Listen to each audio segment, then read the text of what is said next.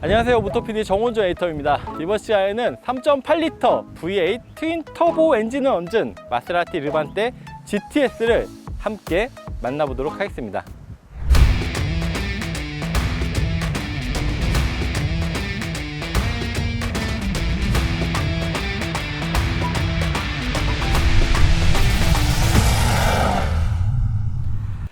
자, 오늘은 특이하게 이 보닛을 열고 시작을 하고 있는데요. 이 엔진이야말로 르반떼 GTS의 핵심이기 때문입니다. 사실 마세라티의 플래그십 세단 콰트로포르테 GTS에도 V8 엔진이 탑재가 되죠.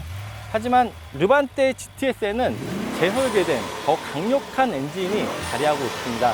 르반떼 GTS 같은 경우는 콰트로포르테 GTS의 530마력보다 더 높은 550마력을 6000rpm에서 내뿜고요. 최토크는 74.74에 달하기도 합니다. 또 이 엔진은 페라리의 마나넬로 공장에서 함께 생산이 되고 있죠. 아직 달리기 전인데도 벌써부터 주행 성능이 기대가 되는데요. 르반떼 같은 경우는 마세라티의 첫 번째 SUV로 2016년에 출시가 됐습니다. 하지만 이 GTS 모델 같은 경우는 아까 말씀드린 것처럼 더 특별한 모델이죠. 가격도 2억 원을 약간 넘고요. 또한 내외관 디자인도 마세라티 레이싱 DNA에 걸맞게 조금 더 특별한 모습을 보여주고 있습니다. 자, 이제 일단 보닛을 닫고요. 전면 그릴 같은 경우는 더블 수직바와 크롬 프레임을 둘렀습니다. 이렇게 큼지막하게 좀 더 공격적인 모습을 보여주고 있고요.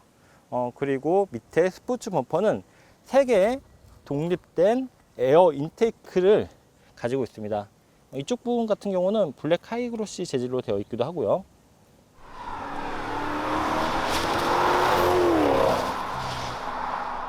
헤드램프는 풀 매트릭스 LED가 적용이 되었습니다. 옵션 사양이긴 한데요, 15개의 LED로 이루어져 있고 상대차나 보행자에 반응하여 눈부심을 스스로 방지하게 됩니다. 어댑티브 테크놀로지가 적용돼 커브길이나 경사로에서 시야를 더 넓혀주게 되는데요. 그런데 여기가 자세히 보시면은 배경이 갑자기 바뀌었죠. 비가 갑자기 많이 와서 조금 장소를 옮겼습니다. 자, 그럼 측면 이어서 보시도록 할까요?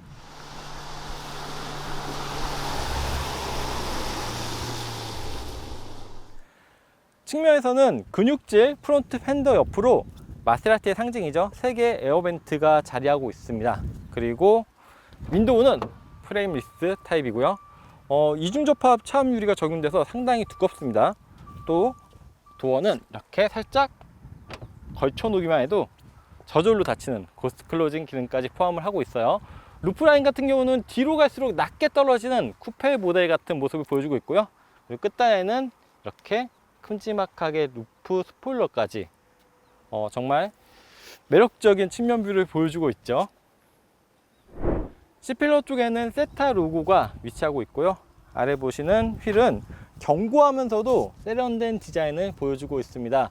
타이어 사이즈는 후륜과 전륜이 달라요. 후륜 같은 경우는 295, 35R, 21, 그리고 전륜 같은 경우는 265, 40R, 21 사이즈고요.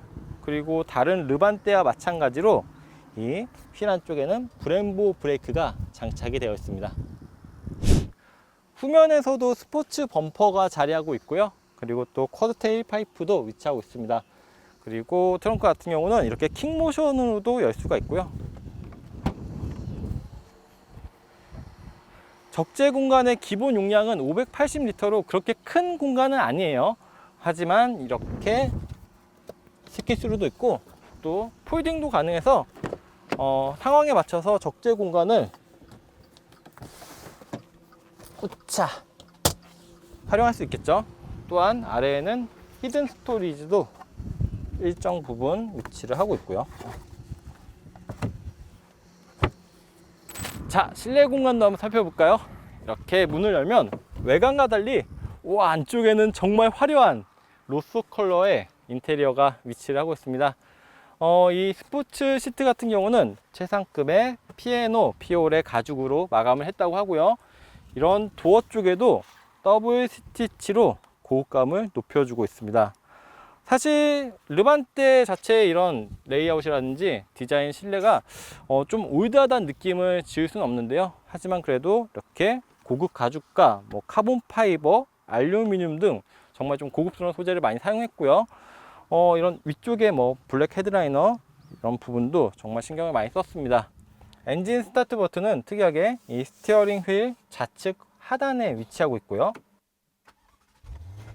와, 역시 마세라티는 이 엔진음이죠.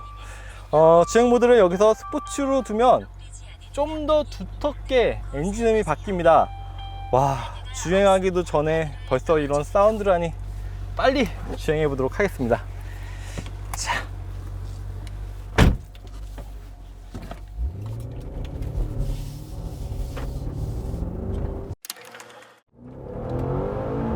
자, 이제 달리기 시작하니 본격적으로 매력적인 사운드 트랙을 들려주고 있는데요. 마세라티 르반떼 GTS는 경량 배기 시스템에 바이패스 밸브를 장착해 이렇게 스포츠 모드에서는 배기 밸브를 열어주면서 좀 더 엔진의 울림을 극대화하고 있습니다. 르반떼 GTS의 최고 속도는 292km, 그리고 정지 상태에서 시속 100km까지 가속하는 데는 4.2초가 걸리게 되는데요.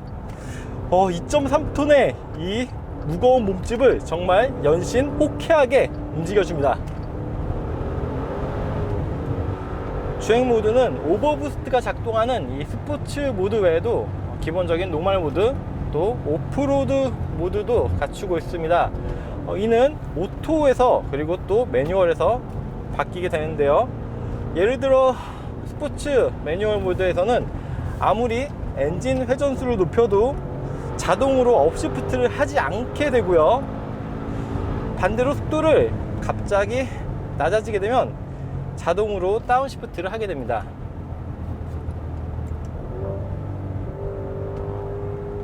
지금도 레드존 가까이 RPM이 솟구치는데도 멈춰 자동으로 업시프트를 하지 않고 있네요. 그리고 하나 더, 여기 ICE 모드라고 있는데요. 아이스 모드는 아니고요. 빙판길이나 노면 마찰력이 낮은 곳에서 사용하니 뭐 틀린 표현은 아니겠어요. 그 밖에도 연료 효율성을 좀 더 높여주고 이런 악셀감도 더 부드럽게 변화시키게 됩니다.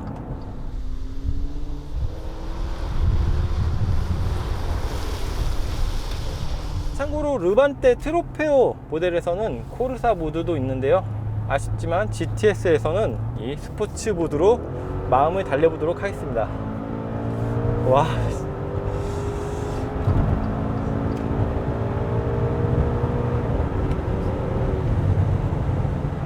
이 스포츠 모드에서는 엔진의 반응성 뿐만 아니라 스티어링 휠의 감도, 또 기어 박스의 반응성, 페달의 담력 역시 바뀌게 되는데요. 뿐만 아니라 통합 차체 컨트롤이 적용돼서 이러한 역동적인 주행 성능을 뒷받침할 수 있도록 안정적으로 차체를 제어해 주게 됩니다. 또 Q4 4륜 구동 시스템은 일반적인 주행 조건에서는 모든 구동을 후륜에 보내게 되지만 극가속이나 급격한 코너링, 또 도로 환경에 따라서 전륜과 후륜의 구동 비율을 50대 50까지 배분하게 됩니다. 뒷차축에는 기계식 차동 제한 장치가 장착이 되어 있는데요. 이러한 코너길에서도 역동적이면서도 안정적으로 빠져나갈 수 있게 하는 모습을 보여줍니다.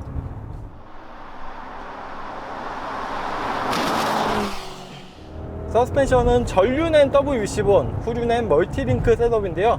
여기에 에어스프링 공기 압축 시스템이 더해져 총 6레벨로 차량의 높이를 조정하게 됩니다. 최저 높이부터 최고 높이까지의 차이는 75mm가 되고요. 또한 전자 제어식 댐퍼가 장착된 스포츠 스카이 훅 시스템은 단어에서 연상되듯 역동적인 주행을 원하는 이들을 위해 민첩하고 다이나믹한 이런 주행 성능을 체감할 수 있게 합니다. 그리고 최근 트렌드와 고객 수요에 걸맞게 다양한 ADAS 시스템 역시 채택을 하고 있는데요. 스탑 앤 고까지 지원하는 어댑티브 크루즈 컨트롤 지금 작동을 시킨 상태고요. 또한 레인킵 어시스트, 액티브 블라인드 스팟 어시스트 같은 기능을 포함하고 있는데요. 이러한 기능들은 단지 경고뿐만이 아니라 사각지대 차량이 있을 경우 차선 변경 시 스티어링에 힘을 가해 버텨주기까지 합니다. 그런데 랭킵 어시스트는 차선 중앙을 세밀하게 유지하는 기능은 아니고요, 차선을 벗어나지 못하게 방지해주는 그러한 성격으로 이해하시면 좋을 것 같아요.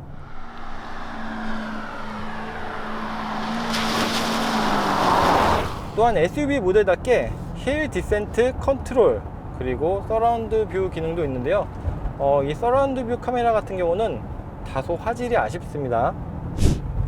편의 사용으로는 포존 공조 시스템 그리고 1열엔 통풍 시트도 적용이 되었고요. 또한 17개 스피커에 바우스 앤 윌킨스 사운드 시스템이 탑재가 되었습니다. 물론 르반테 GTS의 이런 엔진음과 배기음 자체가 매력적이긴 하지만 이런 사운드 시스템도 한번 확인해 보도록 할까요?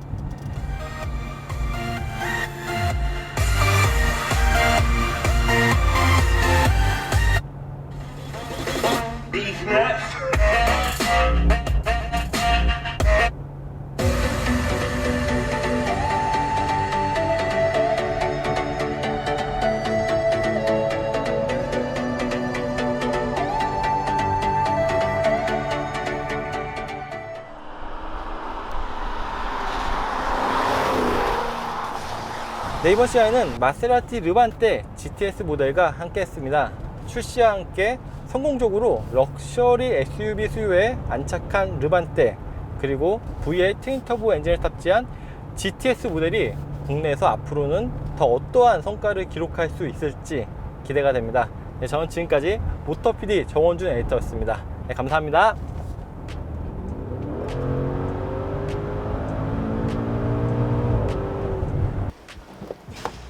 자, 너무나 즐겁게 주행을 마치고 왔습니다. 하지만 이 차량의 복합 연비가 5.7km/L 밖에 되지 않아 좀 장시간 주행을 하기는 부담스러운데요, 마지막으로 2열 공간 한번 확인해 보도록 하겠습니다. 밖에서 봤을 때는 이 차량의 실내 공간이 그렇게 여유로워 보이지는 않았는데요, 이 차량의 전체 길이가 5m가 넘고 폭은 2m에 살짝 못 미치고 휠베이스도 약 3m나 되는데도 육안으로 봤을 때는 이런 부피들이 커서인지 그렇게 넓어 보이진 않았어요. 하지만 실제로 앉아보면 이렇게 머리 공간도 약간 여유가 있고 무릎 공간도 제가 주행을 한 상태로 맞춰 놓은 상태인데 B필러보다 약간 뒤에 나 있죠. 주먹 1개 반 정도가 남습니다. 그리고 시트 아래에 발을 넣는 공간도 깊숙이 들어가서 편하고요. 이렇게 앉았을 때 특히 루프 라인이 쿠페라이크 하기 때문에 머리 위 공간을 가장 걱정했는데 생각보다 이 정도면 편안하게 여유 있게 2열 공간에서 주행을 할 수가 있을 것 같아요. 시트에 감촉이나 쿠션도 좋고요. 또 이 차량은 이렇게 리클라이닝이 가능합니다. 이 정도로 가장 이제 눕힌 상태고요. 약간 이렇게 세울 수도 있고 이 정도로 조절이 가능하고요. 그리고 가운데 암레스트는 그냥 기본적으로 2개의 컵홀더가 있고 추가로 수납 공간 없고 뒤에는 스키스루가 있고요. 또 다시 닫고 또 공조 컨트롤도 위치를 하고 있습니다. 이렇게 표준 공조이기 때문에 각각 온도랑 이런 것들을 설정할 수가 있겠죠. 또 위에 단자류도 별개로 커버를 두어서 깔끔하게 정리한 모습입니다. 또 이런 유리 쪽은 전동식 선바이저도 자리하고 있고요. 열선 시트 같은 경우는 도어 쪽에서 조작을 하게 됩니다. 별따로 통풍 시트는 적용이 되지 않는데요, 이렇게 앉아서 보면 여기 앞에도 이렇게 가죽으로 감싸서 정말 루스 컬러로 거의 다 도배를 해놨어요. 약간 부담스러울 정도로 되게 화려한 실내 공간을 확인할 수가 있습니다. 가운데 성인이 앉기는 불편하겠지만 4명 정도가 편안하게 주행할 수가 있겠네요. 근데 연비가